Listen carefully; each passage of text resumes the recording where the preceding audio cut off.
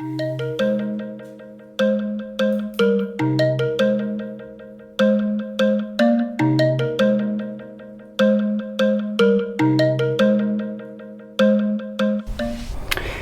everybody, and today we'll be covering the last two chapters, chapters 5 and chapter 6 of Mice and Men. I'm filming outside. I have sleeping children inside, which is wonderful because they're both napping at the same time, and I get a chance to do some work here and talk about a book that's kept my interest, for the last few weeks in a pretty major way. It's a crazy ending. I mean, I found myself just the closer, I get to the end, I want to slow down because so much really is happening in the last couple chapters. I'm going to get into it right off the bat here. We start in the barn, and Lenny is here with this dead puppy. It's interesting how Steinbeck doesn't really put in the pages of this book Lenny killing this puppy. We're just kind of left with it. It's very similar to the beginning of the book when we don't really see him kind of smushing the life out of the mouse, but we know it's already taken place, and George has informed us that it's happened many times before. So it's always after the fact, and I'll let you kind of make your own decisions about the effect of that, right? But Lenny has already killed this puppy. He seems to have broken its neck, and maybe it's just this brute power that he might not have kind of control over. That could be what we have here. One thing I want to point out within the first sentence, we have a 4-talon Jackson fork. Now, of course, that's just a description of a pitchfork, right, that is used around this ranch. But to give it those talons, when we've seen the birds, we've seen the snakes, we've seen all kinds of prey, but where does Lenny fall? I think that's not an easy question to answer, because on one hand, he is the predator. He is snuffing out life. There is this kind of element of smite to Lenny that when he does kind of take charge and go against something, it usually leads to a lot of destructive impact, right? You see Curly's hand, now you see this puppy. So this is what we start with in this chapter. This is where we're at. Now, almost a motif in this chapter, definitely as it starts, and then into the final chapter as well.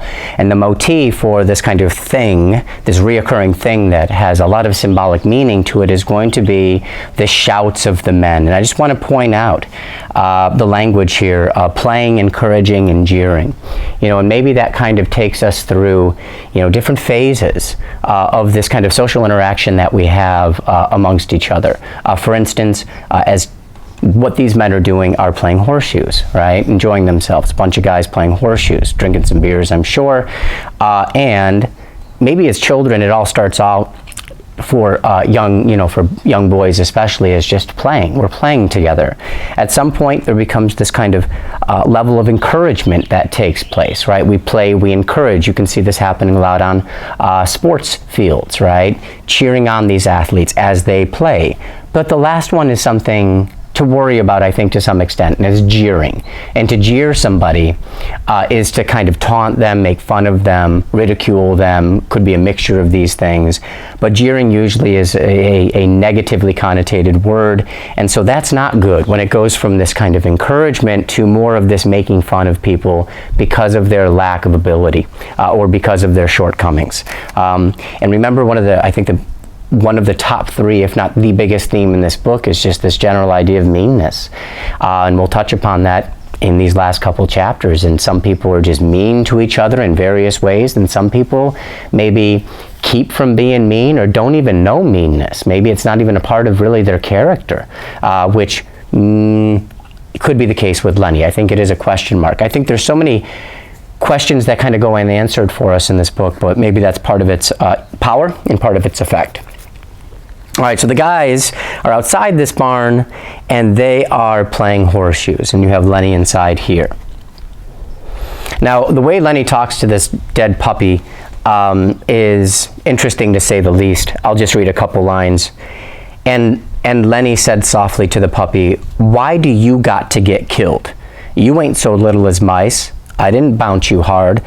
And to frame that question as he does, why do you got to get killed, it almost removes, and you'll see that this is the only time he does this, where he kind of removes himself from having any responsibility or having any blame in this, and you can see this through the way he talks about it, right? Again, why do you got to get killed? Notice the question is not, why did I kill you? That's an unanswerable question. Maybe it's a question Lenny doesn't want to have to confront. Maybe that's a tough question. Maybe he's not able to formulate a question like that in his mind, but notice how he kind of removes himself. He starts to hide the puppy. He says, quote, unquote, George always knows. So where George has this omniscient power to know everything, right? Even if I hide my tracks and cover up my foul deed, George will always know. And what that gets me thinking about, at least, is the power of the omniscient power of God. How no matter what you do, I mean, you can hide it from other people, you can hide it on your records, you can do this, but there's always this kind of supreme, abstract, eternal kind of judgment that some people believe in, some people maybe not. But that's always there, and I think that's one way we can understand this too. In a way, Lenny almost sees George as God, in that he always knows no matter how much he can try to hide these things. That's quite a power. Also to keep in mind, as soon as I start thinking of that, Lenny's playing God. Lenny has played God, and that's kind of what euthanasia is. This isn't euthanasia, but when you remove something from this world before its own time, right, and you become the agent of that removal, that's playing God, right? You're making those decisions. So everybody's kind of got, in their own way, perhaps, a little bit of a complex here. Something to think about as we keep on going. Now, he goes on to get angry at the dog. And notice the stark contrast. How does Lenny normally feel and talk about these dogs? In a very passionate way, very soft, childlike way when he talks about the dogs. But then you see this contrast where when they threaten his kind of, his bond with George, right? The fact that he's with George. When this puppy, if George finds this, he's going to never hang out with me again. Because he knows that in his mind the logic is kind of working, that's what could happen. Now he gets really angry at this dog. He starts to get very angry at this dog, calls it a little son of a bitch. It wasn't, meaning it was a very insignificant thing to George, is what he's saying here. And he gets even angrier as he thinks about the repercussions of this. Now, sometimes it kind of operates where we have this dead dog, right? And we're kind of discussing this. It's what Lenny's dealing with, and then boom, another character just seems to kind of come right there and kind of take the same place, right? Almost previewing a little bit how we should be thinking about this character that just walked in the room. And I think to some extent that works out here. Here comes Curly's wife. Now let's talk about the subjugation of women for just a quick second. Let's talk about the repression of women. One thing I haven't mentioned yet, but it's a very obvious thing. Notice that Curly's wife, she doesn't even get her own name. I mean, it could be Samantha, it could be Audrey, it could be, who knows, it could be any girl's name, and instead it's just Curly's wife. And the way to understand that is traditionally what happens with a marriage, where a woman traditionally, of course, just takes on the last name of the husband and essentially just becomes a piece of property. That's almost happening here, but on a first name basis. Instead of just calling her like the last name of Curly's wife, we're just giving it the first name here, but not to be given a name of her own, which is to say that once you marry, and this is again traditionally the case, people kind of look at it this way, especially in the past, once you get married, your life is not really what's important anymore. Instead, it's to kind of prop up and be some kind of pillar for your husband, and usually take care of domestic housework. And she's very much encouraged to do that in this story. That's why this chapter is powerful, because we start to learn about her hardship, what the pain and the suffering that she's had to endure to some extent. I think she's, like all characters in this book, a mixed bag. I think there is some hope we can have for her in terms of her aspirations, but at the same time I think we have to be cautious of these aspirations too when we think about some of the larger themes as well. But Chapter 5 is the chapter where we learn a lot about Curly's wife. So as we gear up to write about this book in some way, shape, or form, this is where you're going to want to come to get some good evidence, and we'll look at it in just a second. Notice the way that she arrives. She's wearing ostrich feathers, and it's almost like she has some of these animal-like characteristics that, say Lenny has, and that he's been described to have throughout this book.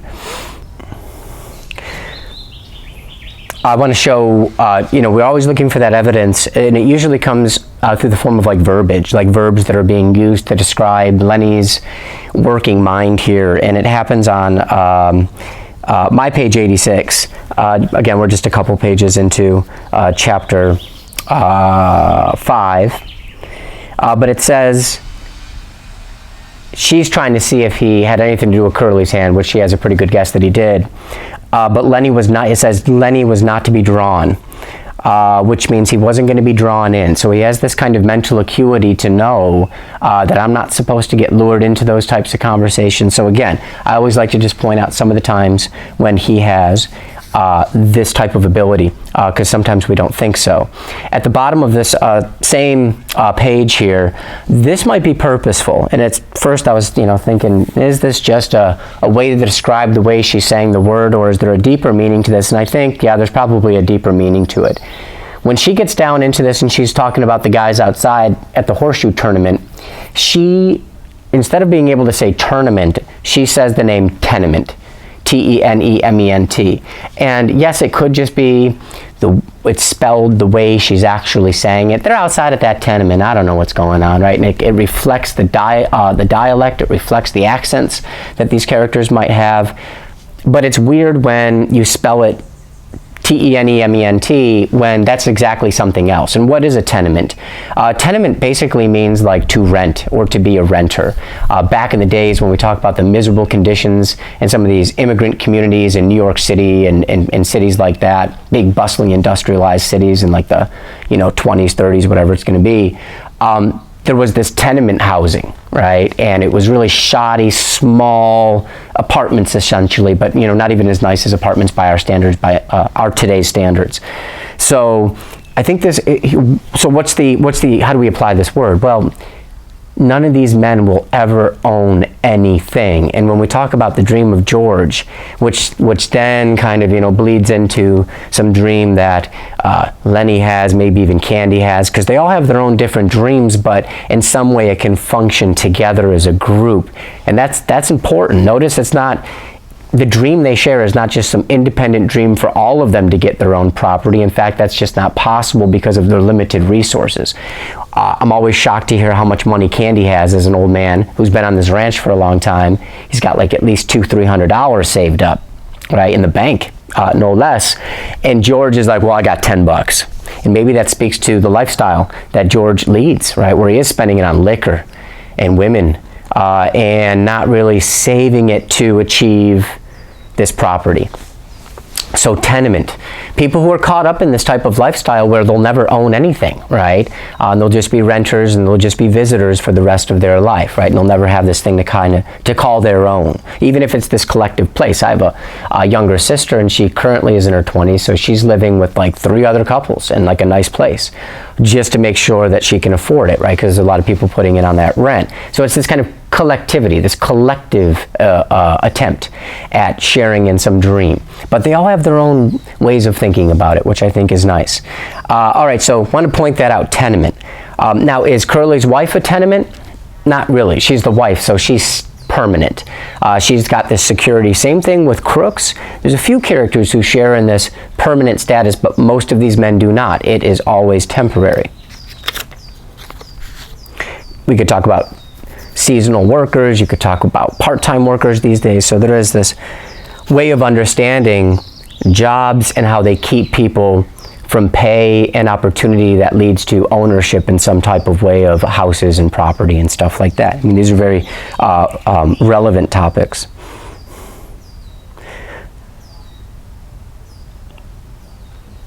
This is interesting. A few lines down, he's explaining what he did to the puppy, to Curly's wife, and he says, and he made like he's gonna bite me, and I made like I was gonna smack him. And then we get an ellipses, which means we're leaving something out there. And then he says, and and I'd done it. And I would love to know what happens between I made like I was gonna smack him and done it. I want to know what's going on in Lenny's mind in between I made like I was gonna do it, or I was ready to do it, and then I did it. Because we're always trying to see if Lenny can account for the situation, if he knows what he's doing. If he knows what he's doing is bad. And here, it's hard to say, because it's kind of, he leaves it out, right? You could read into this even more deeply. As soon as Lenny senses any type of aggression, even if it's coming from a puppy, it reminds me of something else that I read within that not too long ago, that even when somebody like Lenny, who was full of so much potential violence and destructive capacity, he might experience just the slightest of violent kind of expression, a snip from a puppy, but it causes him to then swoop down on that, right? Maybe that's what happens with Curly. He gets beat up in the face, which really doesn't faze him, right? I mean, it's not like crippling him and knocking him to the ground. He just kind of stands there. But then what comes back is almost a force that's 10 times greater, right? And that devastates Curly, and then Slim kind of, gestures like always and says, accept this, right? And he kind of says, don't tell anybody. And it's over. And it's not until other things will happen here in these chapters where, Curly has more reason to go after Lenny yet again. The question I would ask before we move any forward would be, do you think Lenny knows what he's doing, or are these just impulses and instinctual reactions that are beyond his control? Do you look at it more thematically, like I kind of described a moment ago, where he is this kind of, if there is violence, if there is smite, he is the smite that is greater than that, and he will kind of handle the situation. I think that the events are so shocking at times, it leaves for a lot of conversation. Now, one thing I want to point out as we move forward, notice the big difference here. There's one wonderful thing about Curly's wife, is that she is comforting to Lenny.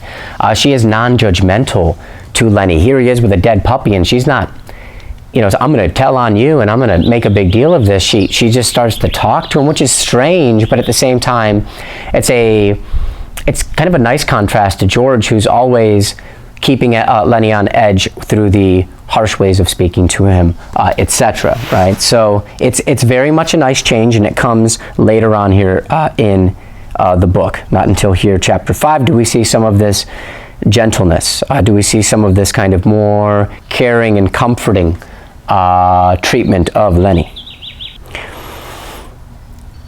Beautiful lines here. I'll read them. It describes how imprisoned she is in terms of conversation and relating to other people. It says, and then her words tumbled out in a passion of communication, as though she hurried before her listener could be taken away. She's so used to men leaving, not wanting to get in trouble with her husband. She's so used to everyone avoiding her, right? So when she has someone to talk to, and what does she want to talk about? I'm going to get moving right along with it. She wants to talk about big dreams, of riding in big cars, with the big bank accounts, right? And the fame and the glamour. And it really speaks to this cliche of what we see as the American dream, some of us perhaps, right? I know I was affected. I think at some point in my life, I was like, maybe I'll be an actor. Maybe I'll do this, right? Or, whatever.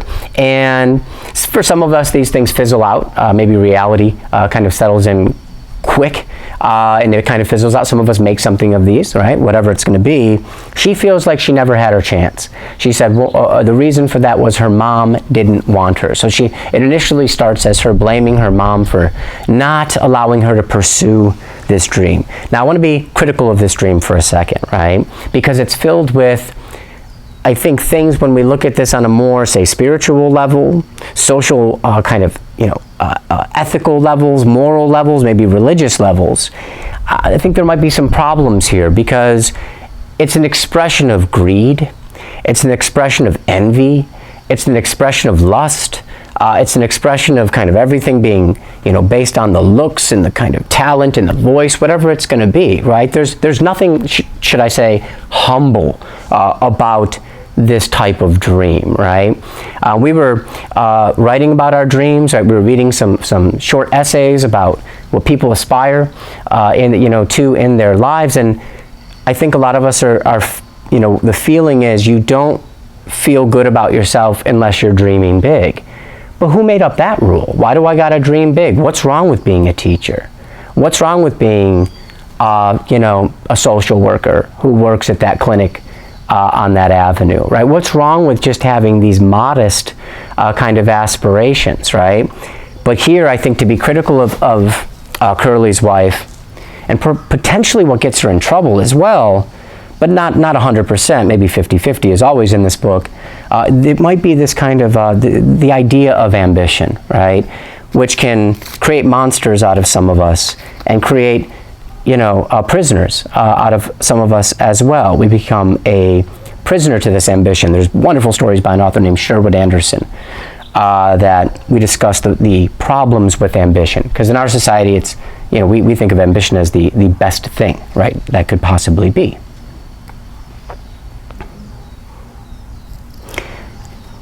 I like this. After she goes through that whole thing, and she's dying to get this off her chest, what she could have been in the pictures.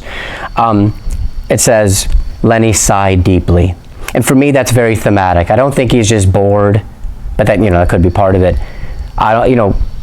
He's probably thinking about the dog, but I think on a different level. I think the intention might be, when you hear this from a person, I want this, and I want the cars, and I want the bright lights, and for somebody like Lenny who really doesn't identify with any of that, or does he? Always keeps doing that, right? But mostly doesn't really identify with that. I don't think this is of interest to him, right? That's great. Take that. Take those big dreams and I'm not interested. So I think that's why we get this sigh here. Because right down, just a few paragraphs later, what's his dream? We're going to have a little place. Emphasis on the word little. She's going big. He says, I just want a little something. And I talked about that in the last lecture. The humility and the humble aspirations of these men. To just want a little piece of something. And a little kind of, let's say, a little way to get away from the man. Whether that be the boss or the people who are teachers in your lives, perhaps people who are constantly telling you what to do, parents, right? To have that type of autonomy as well as a part of that small dream as well. He's being very open and honest, Lenny, with Curly's wife. It's a nice thing to see, even though things are about to happen here. But he says, I just like to pet soft things. That's really kind of what it comes down to. A big guy, and he just likes to touch soft things. She says openly, you're out of your mind. You're nuts, right? And what he responds with is, George, now, quote unquote, George says I ain't. And that's important. Because he might be nuts, but as long as he's got George next to him to confirm, not only for himself, but for others, that he is not crazy, that he is not out of his mind. And I think we'll see some evidence that he very well could be. When we get to the very end, that's important, right? Because if George wasn't there, there'd be no confirmation, right, of his sanity, right? They talked about this, and we talked about this in the last lecture. The good thing about having a friend next to you is they can confirm things. It's almost like this wonderful agreement that's always sitting next to you, right? You saw that happen, right? Yeah, did you see that? Yeah, I saw that. And you always have that kind of power through that mutual perspective, that mutual agreement there. And that's what Lenny needs. I'm not crazy because this man who travels with me, who's very sane and sound, says I'm not, right? So I need this, right? This is important. Yeah, I mean, my annotation, every time I read this, like 10 years ago now, when she asks him to feel her hair, I'm like, why? Why would you do this? And I guess she is in such need of this attention. I can't wait to hear what you have to say, next time we have a live meetup. But what is going on here, right? I don't understand why she feels the need to do this, but maybe this is her problem. Maybe this is something that she can't control, is this need to feel validated through the stroking of her beautiful soft hair, right? But this was not the man to necessarily ask here. It all happens very quickly. He just starts going a little bit too much, and she starts to exclaim. She starts to be frightened and make some noises here, and he quickly muffles her. And instead of thinking about what's going on in her mind and how frightened she must be, and I got to find a way to deal with this, all he can think of is, if I take my hand off her mouth, my future with George is ruined, because he will not stand for this. So he's in a tough situation. And I think he's right too, because what person in Curly's wife's situation wouldn't start to really get up and get loud about this, right? So this is already devastating. I think what makes it more devastating too, and this is where it gets sad, is Lenny told George early on, when Curly started giving him grief and, hey, who are you and what you laughing about, and Lenny wasn't doing anything to anybody. Lenny said to George in a very serious, begs him at one point, I don't want to be here. This is bad for me. This is going to end badly. And that's exactly what happens. So in a way, George maybe, though we can't really get into speculative analysis, it would have been nice if he could have done this a little bit better, right? He breaks her neck to stop the screaming. The irony of being scared for his own life and his kind of security in existence, while in the exact moment he snuffs out her life. He can't discern what's worse here, her body or the dog, so he makes sure to take the dog away. He doesn't want to get in further trouble by having this dog. A couple ways of thinking about this. On one hand, it shows his disability, that he doesn't understand the importance of a human life versus an animal life, but on a thematic level, maybe the idea is there's not much more importance, right? I mean, it is of mice and men, which is to say, without reading the Robert Burns poem, there's a lot of similarities between us, the cycles of our lives, the work of our lives, which is kind of what the poem gets into, just wanting a home, a place to reside, warmth, right? All of these things that kind of come with a life, whether you are a mouse or a man. So maybe the same rule applies in terms of life, right, and our value for it. Lenny cannot see the difference. The cycle continues. Quite quickly after this, horses start clanging up again. I'll read, quote, a pigeon flew in through the open hay door and circled, there's your cycle, and flew out again. And this is where I think we have to be critical of Curly's wife and many other characters as well, but here she's on the spot. In the paragraph that begins with, Curly's wife lay with a half covering of yellow hay. The next sentence, and I'll just read. And the meanness and the plannings and the discontent and the ache for attention were all gone from her face. In a way, death has, and it's horrible the way it happens, but death has relieved her of the meanness. Remember how mean she was in Curly's room. In Crook's room, when Candy, Crooks, and Lenny were all there together. Remember how cruel she was, right? The discontent. How much discontent do you have in your life? How much do I have? Which means you don't feel great about things. I didn't get far enough. I'm not doing well enough. Discontent, right? Not being happy with your situation. Friends, right? And attention. And we see the attention. Maybe that's the one that gets her in too much trouble at the end there. Is he asking Lenny, who could care, yes, he likes to touch soft things, but to then have to throw yourself into that mix and say, here's my hair, where do I rank? Feel my hair. Maybe that was too much attention. And maybe that's a problem that some of us have, right? How much attention we crave, how much attention we need. It goes on to say, I'll read, quote, she was very pretty and simple, and her face was sweet and young. She goes back to youth, kind of utter youth at the end here, and it's back to a simpleness, maybe even a simplicity, where you don't crave things, you don't need to be better than people, and you just take that long deep breath and realize that none of that stuff matters. And I think that's a hard thing to do for many of us based on the society that we live in. The barn becomes alive again with all the animal activity to contrast with the deadness of both the dog, well, the dog's gone now with Lenny, but with Curly's wife. George, when Candy tells him what his assumption is, that it was Lenny who did this, he agrees right away. And he says, I should have knew, and he says it, the diction here is hopelessly, meaning you can't stop Lenny. Couldn't stop him in weed, couldn't stop him here. Nothing's working. And that's a tough, I think we have some sympathy for George here, when you have no control over this stuff. But maybe he did, he could have left, but then again, how often can you just get up and leave when Lenny says, I feel threatened here? You might be moving a lot, especially based on, again, the type of society that we live in. Is it a threatening society? Is it a predatorial society that preys on the vulnerable and preys on the weak, whether that breaks down to social class, whether that breaks down to sex and gender, whether that breaks down to socioeconomic status, race? I said that again.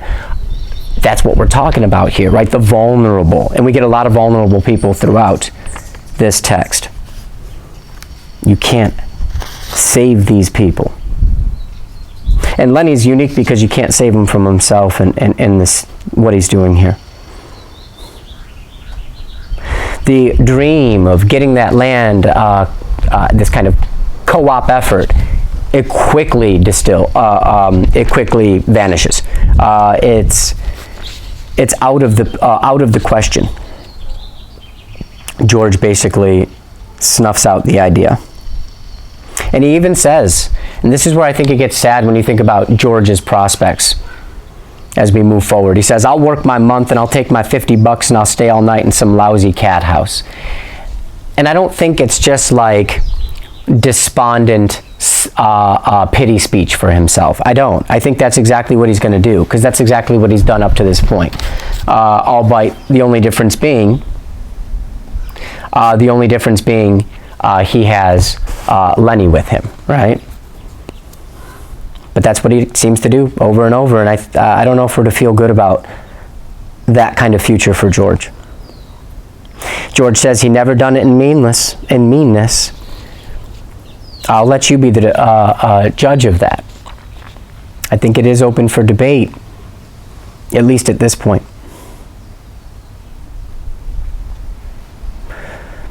Candy gets mad at Curly's wife. He blames her for the dream breaking apart as Lenny, kills Curly's wife and the chain of events that will follow. He calls her a lousy tart, and I think tart is one of those really insulting and discriminatory words that we use against women. You can look up the exact meaning of this, the precise meaning. Sometimes there are some specifics to it, but it's basically a really bad word to call a woman. And I think that thematically is a big part, or some part of this book, which is these nasty attitudes that form amongst men toward women, especially when we see these communities of men where there's not a lot of women, and it's very easy for this kind of attitude against women to congeal and just become a part of the fabric and become a part of our society as well. Maybe this is something you want to write about, is looking into this theme of kind of discrimination against women. But even Candy, and Candy I think is one of those kind of more or less benign, warm kind of characters that we tend to feel good about in this book. But for him to make this kind of a statement against a woman, I think does what Steinbeck does often with all of these characters, almost every single one, which is to balance them out, to show that there are lousy qualities to these people, that they can find ways of thinking that, break people down and discriminate against them, or sometimes their aspirations ring true and they sound like they got very virtuous kind of arguments. These characters really do have this kind of 50-50 split to them, and it makes it both challenging, but very interesting to talk about them and to analyze them. As Candy walks out of the barn and he's about to round up the other guys, he lets George get kind of a head start here. It says he rubs his, he goes weakly, the diction is weakly, out of the barn. You just see that state of weakness compared to strength, right? And there's another nice contrast that we have, thematic contrast in this book, is the big and the bold and the capable, and the frail and the weak. And there are some easy ways that kind of correlates. Old versus young, right, is definitely one way that correlates. Candy is an old timer. think it's interesting that we have a twisted neck on Curly's wife, and the name is Curly, so twisted and curly. I don't know what to do with that exactly, but I think that's interesting. Coincidental. All right. Now I want to emphasize here, we just got a couple minutes. I'll do chapter 6 at in another lecture, because I got to go teach here in just a second. I think this is interesting. If you know, obviously Curly reacts and he wants to go and find Lenny and get a shotgun. He's going to get Crook's shotgun. Crooks has a shotgun, and he's going to shoot him in the guts. Now that's a very painful way to shoot somebody, right? And so that would bring a lot of pain and suffering to Lenny. So I just want to point that out. You shoot somebody in the stomach with a shotgun, that's going to be agonizing for that victim, right? For the person getting shot. Slim reminds George that there aren't a lot of options here when it comes to Lenny. He says if he gets caught or he's out there in society on his own, he'll probably just be admitted, somebody will kind of round him up and admit him into a lunatic asylum. And he says right here, and suppose, quote, and suppose they lock him up and strap him down and put him in a cage. That ain't no good, George. And he makes a very valid point, especially for the time period, the region to some extent, you know, being out in these rural communities. That makes really good sense to us, right? Yeah, if he's put in one of those institutions, it's not going to be a good place for him. He could even end up killed. We get the coldness of Curly. Contrast that with the warmth of George. I think it's going to be the warmth of George when he talks about the dream. And he's reciting it. He gets into the warmth of his voice and the warmth of his mind, I think. So now we're on this cold front with Curly and this aggression and this smite and having to get this revenge on Lenny. Candy lays down here at the end, and he calls her. He says poor bastard. He kind of crouches down. He puts his hand there and. Watch the face of Curly's wife. He says, poor bastard. And the question I have for you is he talking about Lenny or is he talking about Curly's wife? And you don't normally call women bastards. It's possible. It usually is a word used against men more so. So even in that moment, he's got a dead Curly's wife here, and nobody seems to really care about her life and what just got wasted right there. Instead, maybe because he's got this infatuation with this dream that George just said is canceled, but he says poor bastard is probably more a reference to Lenny, that there's going to be some repercussion and something is going to have to happen here as we go into the final chapter. All right, people, hope you're having a nice day, and I'll see you on the flip side.